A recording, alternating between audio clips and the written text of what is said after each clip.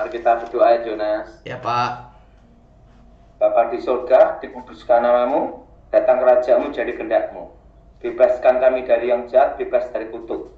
Kuasa Yesus Elohim bekerja, lawat kami secara khusus Tuhan, lawat Jonas Tuhan, lawat dengan program ini, dan nama Yesus Elohim dimuliakan. Amin. Amin. Makasih Pak Daud.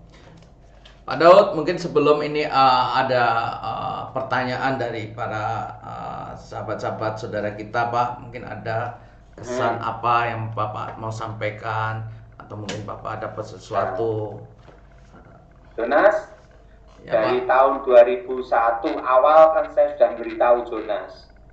Bahkan semua yang di YouTube ya, yang mendengar program ini ya Jonas ya, Ya, Pak. bahwa corona ini yang bermutasi terus sampai berapa tahun Jonas? Sampai 5 tahun. 5 tahun. Nah sekarang sudah ada Delta, ada Lambda, sekarang udah muncul lagi MU ya. MU, betul. MU. Iya. Nah itu akan terus Jonas sampai 5 tahun Jonas. Iya Pak. Nah 5 tahun baru corona itu nanti akan menjadi kasus kayak virus flu biasa. 5 tahun ke atas di bawah 10 tahun Jonas. Di bawah 10 Pak ya? Iya. Oh, iya Pak. Nah Jonas gimana? Mau tanya apa? Ya Pak, ini ada pertanyaan Pak dari saudara-saudara kita. Yang pertama Pak, ini tentang ini Pak, ari-ari bayi itu loh Pak. Nah, Iya. nah kalau seperti biasanya kan ari-ari bayi itu ditanam Pak ya, dikasih lampu. Nah, kalau menurut ajaran kekristenan itu apakah yang benar itu bagaimana Pak? Ari-ari itu. Ya sebenarnya ari-ari itu sudah barang biasa ya Jonas ya. Tidak boleh dilakukan ritual seperti itu sebenarnya Jonas. Nggak perlu Pak ya. Dan dikubur seperti biasa aja kan gitu. Ya, tidak ada ketentuan khusus Pak ya. Harus begini. Tidak ada. Itu kan ada anggapan ari-ari itu kan lambang dari saudara kembarnya. Bukan Jonas, tidak ada saudara kembar, tidak ada. Ya, itu mitos Pak ya, berarti Pak ya. Mitos saja. No, tidak ada kuasa apapun Pak ya. Tidak ada Jonas. Oh ya Pak. Yang kedua Pak, ini mimpi Pak. Sering mimpi orang tuanya yang sudah meninggal Pak. Apakah itu masih ada kutuk atau bagaimana Pak? Berarti masih ada kutuk alam kubur. Oh, yang harus diputuskan, dipatahkan demi nama Yesus. Oh, ya. Doanya seperti yang diajarkan Pak Daud itu ya? Iya, betul. Ajarkan kutuk ya. Semua yang di chatting dijawab semua Jonas. Tapi yang beda-beda pertanyaannya. Ya Pak. Lanjut Jonas. Nah, ini ada opa atau kakek dari istri terlibat okultisme, aliran putih Pak. Di Minahasa dibilang Tonasis. Sekitar 7 tahun yang lalu, di mana adik dari mama mertua ini pisah dengan suami. Nah, sekitar 5 tahun yang lalu, mama mertuanya gugat cerai dan tidak pisah ranjang. Nah, apakah rumah tangga ini ada kutuknya Pak? Nah itu namanya kutuk garis keturunan Jonas.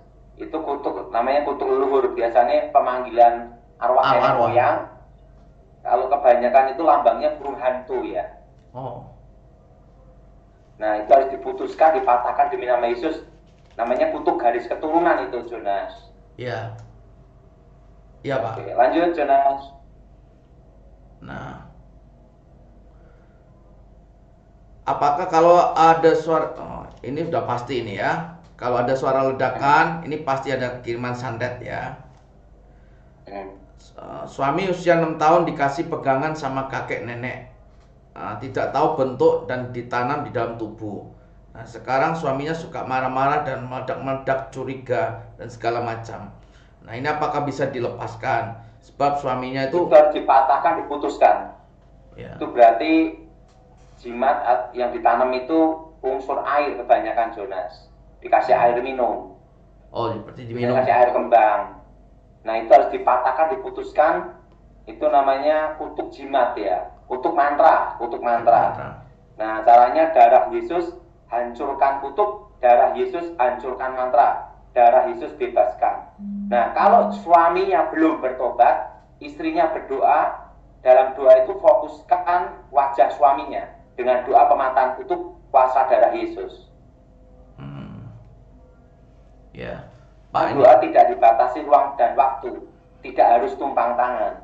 Iya, Pak. Nah, Pak, kalau terkait ini, Pak, ada kasus nih, Pak. Lakinya ini terkena guna-guna, Pak. Jadi segala macam pikirannya udah dikuasai, udah dikontrol, Pak.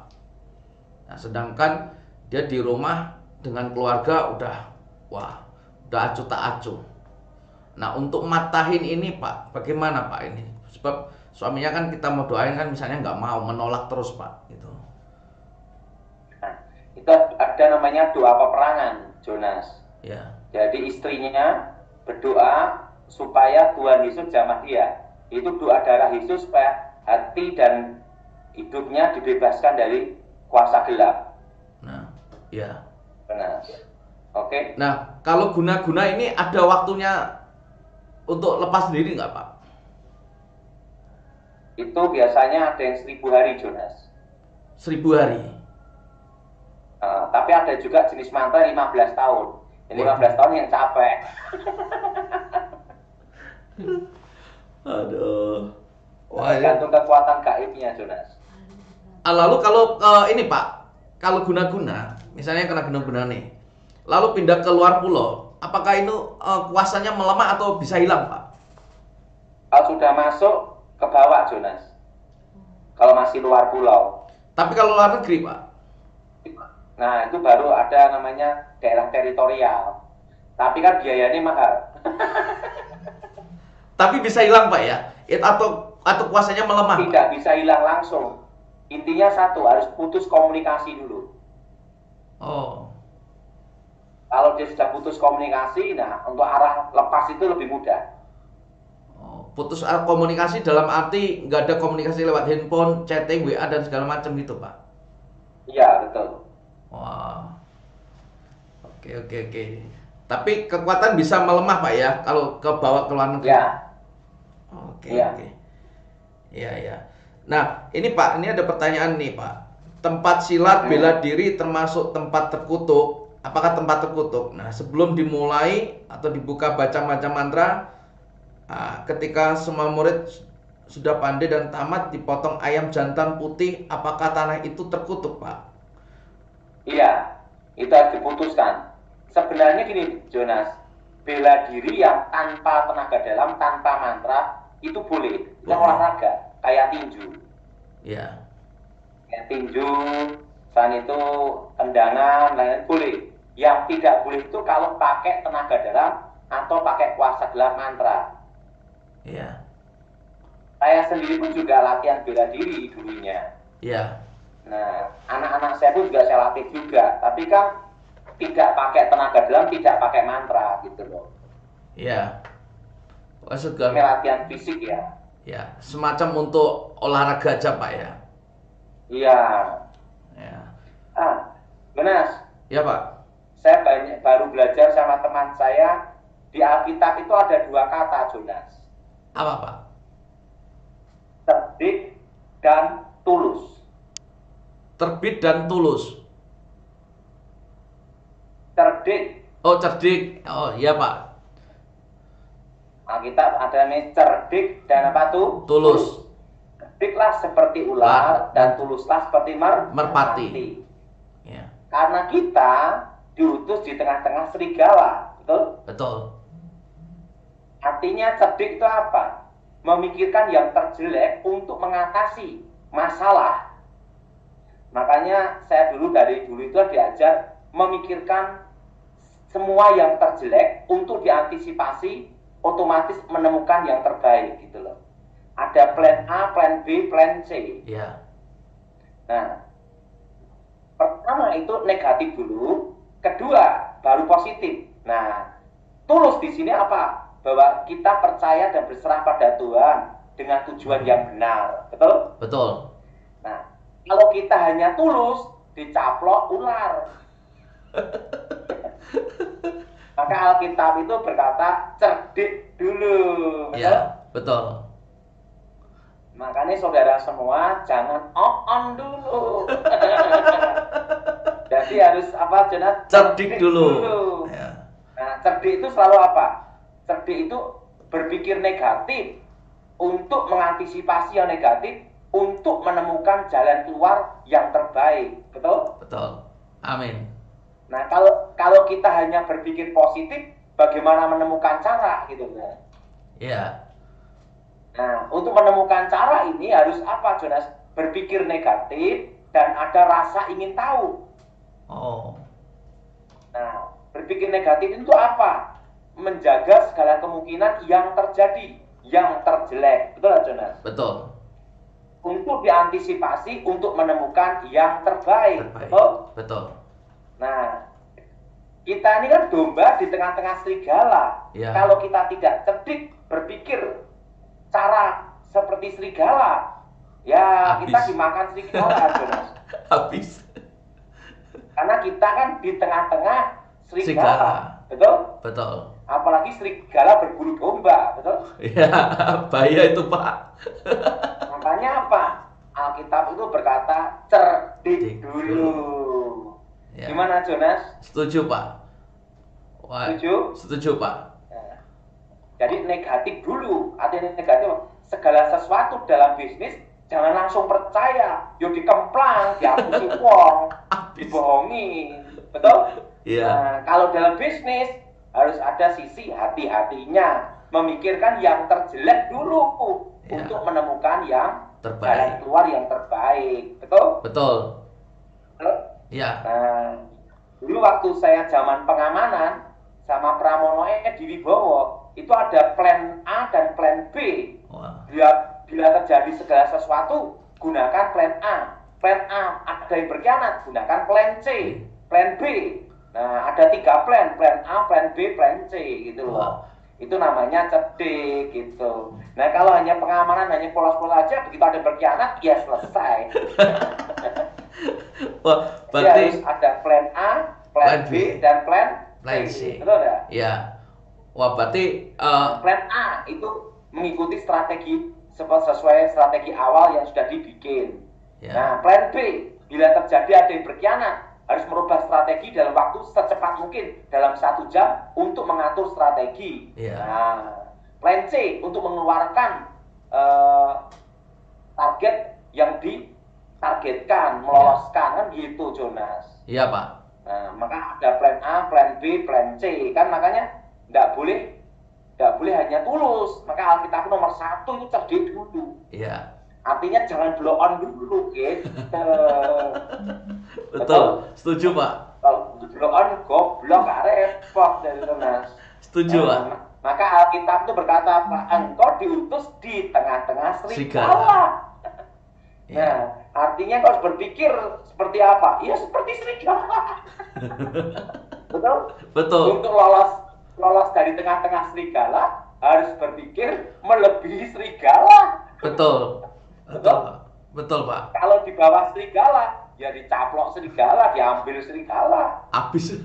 Maka Alkitab itu berkata apa? Cerdiklah seperti ular. Iya. Betul? Betul, Pak. Betul? Betul, Pak.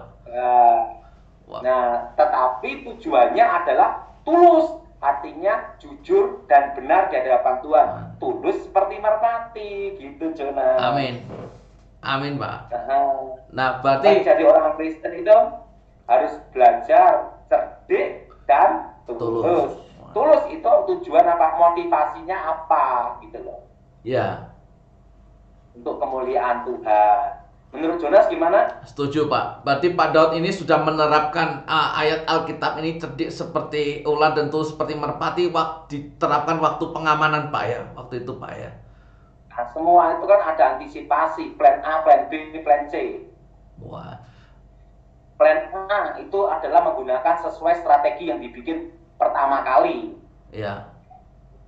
Plan B, bila ada yang berkhianat, semua strategi dirubah. Dalam 1 jam langsung berjalan strategi baru langsung. Merubah strategi. Nah, plan C, meloloskan target yang dituju oleh lawan. Gitu kan. Iya, karena sebab waktu itu Pak Daud kan berada di garda depan, ini harus istilahnya yang... Enggak lah. Kalau saya bagian belakangnya Jenderal Pramono Edi Wibowo. Kalau saya kan hanya tim bayangan aja, suruh ini gitu aja. Tapi kan saya banyak belajar dari Jenderal Pramono Edi. Ada kata-kata Jenderal Pramono Edi yang saya banyak belajar, Jonas. Iya, Pak. Kalau kita ini siap naik, harus siap turun. Ya, siap jatuh, Pak ya. Nah, repotnya itu banyak orang siap naik, tidak siap turun. Akhirnya apa? Depresi, stres. Post power syndrome. Nah, gitu. Iya. Makanya Jenderal Pramono Edi berkata, kalau kita siap naik, harus siap apa, Jonas? Turun. Siap turun. Ya. Nah, betul, Pak. Nah, itu ada. Jonas. Ya, Pak. Pernah saya suatu kali, Jonas, ini pengalaman ya. Sama Jenderal Pramono Edi, ngomong-ngomong sama saya. Waktu itu ada yang bertanya, ada yang mengusulkan presiden 3 periode. Waktu itu zamannya SBY itu, Mas. Ya. Nah, presiden 3 periode gitu loh. Ya. Nah, waktu itu Pramono Edi Wibowo berkata, tidak setuju. Oh. Nah, pokoknya itu kan maksimal kan 2 periode, betul? Betul. Dia ngomong, jangan merubah undang-undang. Jangan karena haus kekuasaan mau menambahin 1 periode. Kenapa? Nanti kalau jatuh sakit sekali. Oh. Itu kata-kata Jenderal Pramono Edi itu masih ingat itu. Saya waktu itu ngomong-ngomong sama saya. Dia ngomong, saya kan kalau Pak Edi dipanggil sama Ibu Ani kan namanya Ed gitu.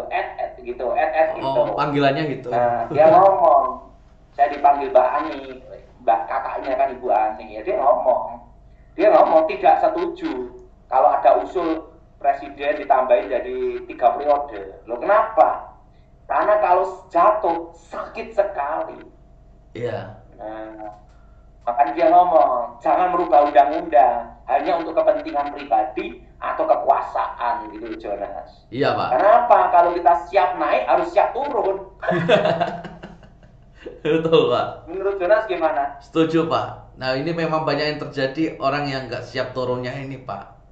Akhirnya stres. Lah, kejiwaan ini repot, Pak, susah. Ada satu pelajaran dari Edi Wibowo ya. Waktu itu kan dia ada yang ngomong, Jenderal Panglima TNI. Pak Edi Wibowo ngomong gini, tidak. Kenapa? Langsung Pak Edi Wibowo berkata, waktu saya AKABRI, lulus AKABRI, saya bercita-cita selesai sampai cita-cita saya itu KSAD, Kasat. Nah, begitu cita-cita sudah terjadi, Kasat, ya sudah, ngapain ke Panglima? Karena cita-cita saya sudah sampai dia terpenuhi KSAD. Makanya beliau walaupun adik ipar SBY, dia bukan Panglima TNI, dia pensiun KSAD. Dia ngomong, karena apa? Karena cita-citanya dia pada waktu di AKABRI itu KSAD. Nah, sedangkan ayahnya kan Jenderal Sarwo Edi Wibowo, Letnan Jenderal, bintang 3. Nah, Pak Edi Wibowo kan bintang 4. Dia ngomong, cita-cita saya itu, dia bilang gitu. Pak Sarwo Edi bintang 2, bintang 3 ya? Setahu saya bintang 3 ya, lupa saya. Malah di atasnya, Pak. Pak Edi Wibowo cita-citanya hanya KSAD, makanya dia pensiunnya KSAD. Karena apa? Saya udah siap untuk turun. Siap naik harus siap apa? Turun gitu. Kendalanya banyak yang mau naik tapi tidak mau turun. Iya, Pak. Ya, itu yang membuat orang stres sekarang. Makanya Pak Edi Wibowo ngomong, jangan karena ambisi kita menghalalkan semua cara untuk mempertahankan kekuasaan. Loh kenapa? Nanti kalau jatuh sakit sekali. Itu Pramono Edi Wibowo cerita sama saya, Jonas. Iya, Pak. Menurut Jonas gimana? Setuju, Pak. Karena semakin tinggi semakin naik, orang kalau jatuh semakin sakit, Pak. Nah, ini orang yang nggak bisa terima. Nah, itu Pak Edi Wibowo ngomong, ya dalam hidup ini seperti itulah katanya Pak Daud ya. Dan kalau turun dia pesan sama saya, ingat Pak Daud kan kembali ke gereja, kembali pelayanan. Ingat, Ini ada kata-katanya gini. Waktu kita berkuasa, jangan sewenang-wenang. Kenapa? Masih ada yang maha kuasa. Oh, bagus sekali nih Pak kata-katanya Pak. Ini kata-kata dari Pramono Edi Wibowo waktu 2013. Waktu saya izin, dia bilang saya mau mundur, mau pelayanan gereja. Dia pesan sama saya, ingat Daud, pada waktu kita berkuasa, jangan sewenang-wenang. Ingat itu. Ya. Jangan kita ini sok-sokan. Jangan merasa kita berkuasa. Loh kenapa? Masih ada yang maha kuasa. Wah, ini kata-katanya bagus sekali Pak. Tapi ingat, waktu kita turun, jangan bikin masalah. Karena masih ada yang ngawasi yang berkuasa. Makanya Daud ada, siap jenderal, kamu kan sudah tidak di ringnya kita, nanti kembali untuk pelayanan gereja. Jadi Pak Daud, jangan bikin masalah, jangan buat masalah. Ingat, karena ada yang mengawasi. Ya. Jadi makanya Pak Daud jangan bikin ulah katanya. Ya, siap jenderal gitu. Karena ingat, waktu berkuasa jangan apa? Jangan sewenang-wenang seenaknya. Jangan sok berkuasa. Kenapa? Karena masih ada yang maha kuasa. Betul? Betul Pak. Betul? Betul Pak. Dan kalau turun, nah jangan bikin masalah, bikin ulah.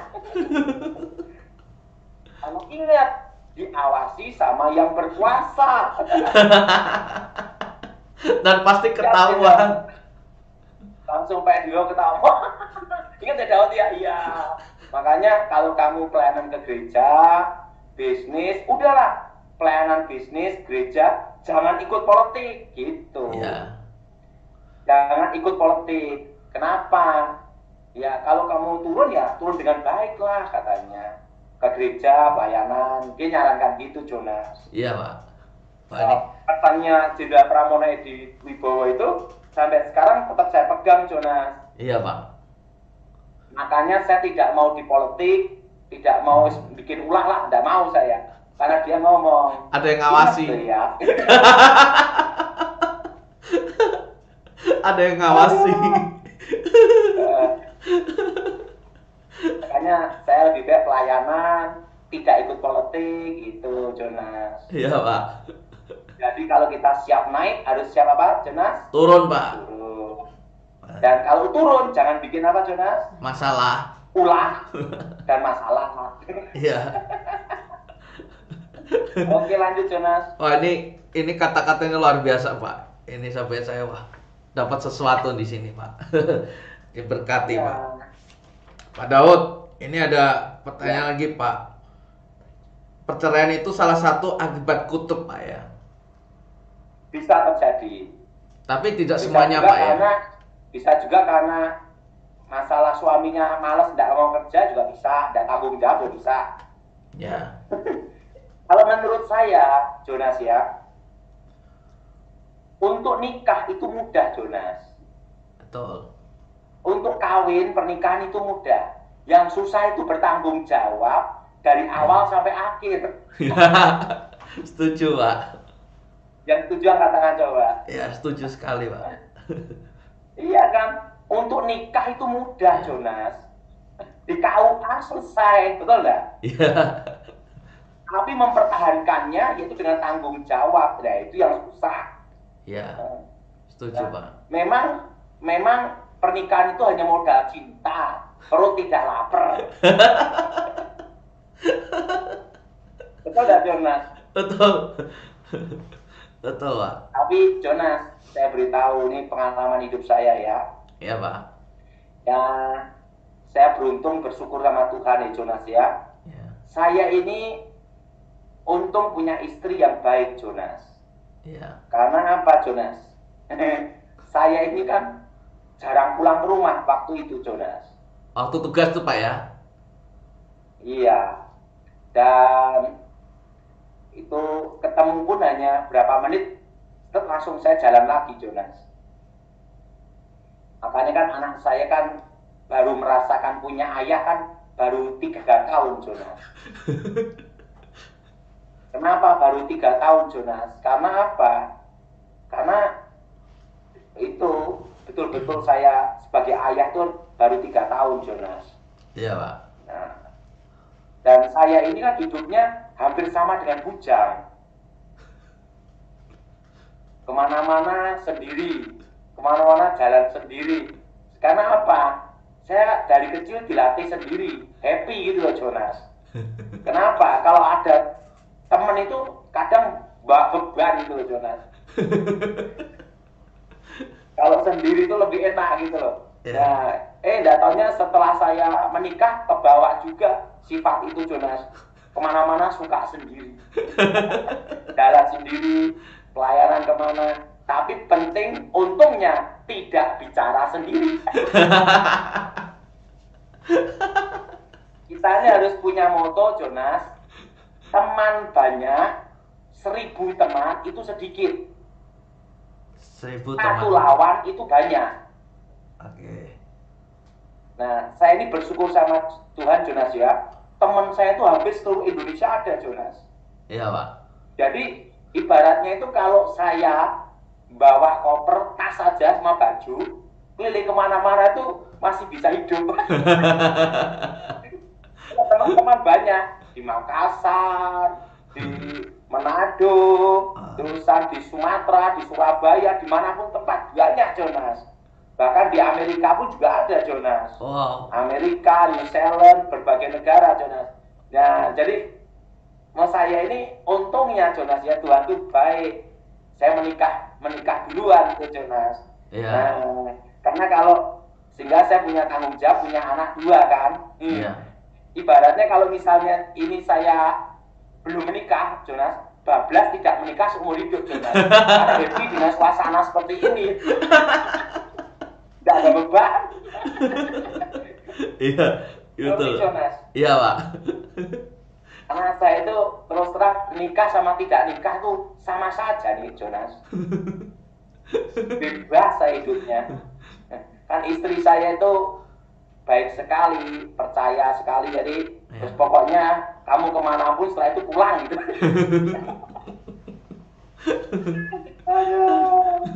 Wah, luar biasa nih, Pak Daud. Aduh. Ini untung loh nih, Jonas, saya sudah menikah. Kalau saya tidak menikah, bablas, lebih nyaman seperti ini. Terus nggak nikah seterusnya tuh, Jonas. Karena lebih happy gitu. Tapi karena saya sudah menikah ya, saya nikmati, Jonas. Aman. Sekarang aman. Sudah menikah. Aman. Penting sudah punya anak 2, udah beres, tanggung jawab selesai. Pria sejati. Iya. Iya. Karena saya itu, Jonas ya, bayangkan, Jonas ya, hampir di tim pengamanan khusus dulu ketemunya laki semua. Waktu di tim pengamanan ketemunya laki semua. Betul nggak, Jonas? Iya, Pak. Nah, untung sudah menikah. Tim pelayanan ketemunya laki-laki.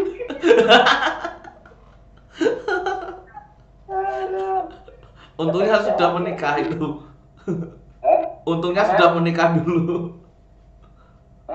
Nah, kalau saya belum menikah, Jonas, mungkin terus saya tidak menikah, Jonas. Kenapa?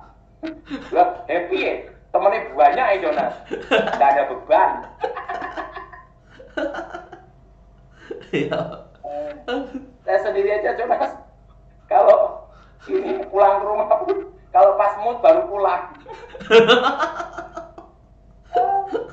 Tapi kalau saya sekarang ada istri di telepon pulang gitu, Jonas. Karena teman saya banyak di Pemalang, di Pekalongan, di Tegal, di mana-mana, Jonas. Iya. Dan kalau saya kan hobinya banyak, hobi ikan, hobi burung, hobi tanaman. Teman saya hobi kan banyak, Jonas. Ngikuti lomba burung terus lama-lama habis waktu. Tapi semua dinikmati, Jonas. Itu kata-kata Pak Edi Wibowo. Ingat, waktu itu dia berkata apa, Jonas? Kalau jatuh itu sakit sekali, gitu. Makanya pada waktu ada usul presiden 3 periode. Waktu itu Pak Edi langsung ngomong gitu sama saya. Ya bicara juga sama Ibu Ani juga. Ya. Nah, dan secara pribadi Edi Wibowo berkata sama saya, tidak setuju. Kenapa tidak setuju? Kalau jatuh sakit sekali, itu Edi Wibowo yang cerita, Jonas. Betul, Pak. Nah, dan ingat Jonas, waktu berkuasa, ingat, jangan apa? Semena-mena. Sewenang-wenang. Nah, dan sok berkuasa. Karena apa, Jonas? Masih ada yang maha Kuasa. Ya, betul, Pak. Dan kalau turun, jangan bikin apa? Masalah. Ulah. Masalah atau ulah. Sebab apa? Diawasi sama yang berkuasa. Dan ketawa-ketawa dia. Ingat Dewan Awal? Iya, makanya sampai sekarang kan saya tidak mau bikin masalah, tidak ikut politik, Jonas. Iya. Happy dengan hal seperti inilah. Iya. Semua jadi teman, itu lebih baik, Jonas. Setuju, Pak. Iya. Lawan dari teman itu adalah berkat, Jonas. Yes, betul, Pak. Setuju, Pak. Iya. Saya kan punya kawan dekat ya. Itu dia ahli intelijen ya, teman saya dekat itu selalu ngomong, Daud gimana? Mau ikut lagi? Enggak. Mau ngapain? Ingat kan dia, kalau tidak berkuasa jangan aneh-aneh, diawasi terus. Saya punya kawan kan masih aktif Jonas, tapi sudah pensiunan mayor jenderal dia. Wow, Majen. Dia pensiunan mayor jenderal dan dia masih aktif dalam suatu hal ya di partai ya dia. Ya. Daud, gimana? Ikutlah, ikut. Enggak ikut. Kenapa?